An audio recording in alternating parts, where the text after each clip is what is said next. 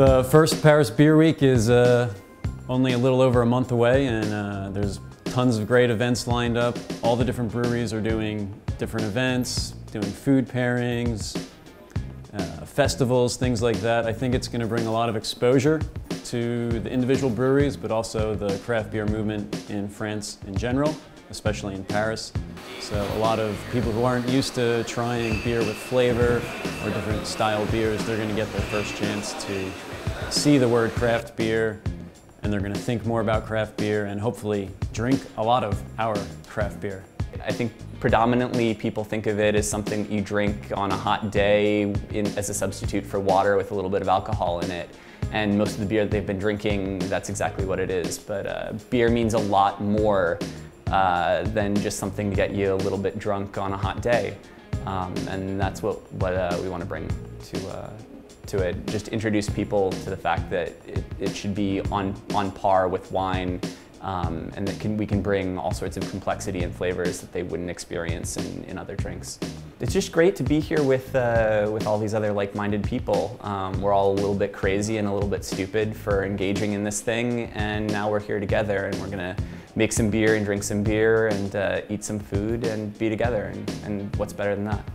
It's funny because the hops are really the component that I think that the American innovation in craft brewing really brought to the fore. You know, people were developing, Cascade and Centennial and these other hops, and a lot of the originators, look at the Widmer brothers and what they were doing in Oregon.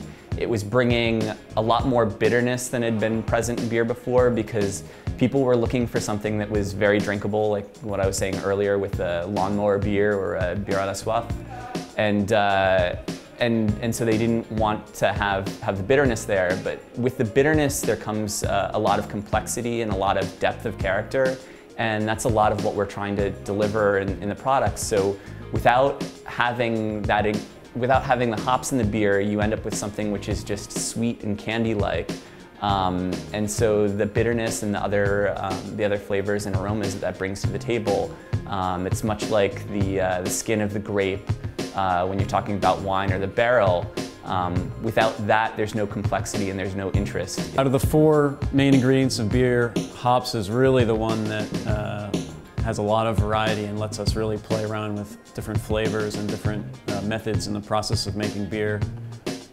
For me personally, coming from the United States and moving to France, I was really attracted by the proximity to a lot of new hop varietals coming onto the market. In France you have Aramis, in Germany you have Mandarina Bavaria, Polaris, Hercules, these kinds of new hops coming from the old world.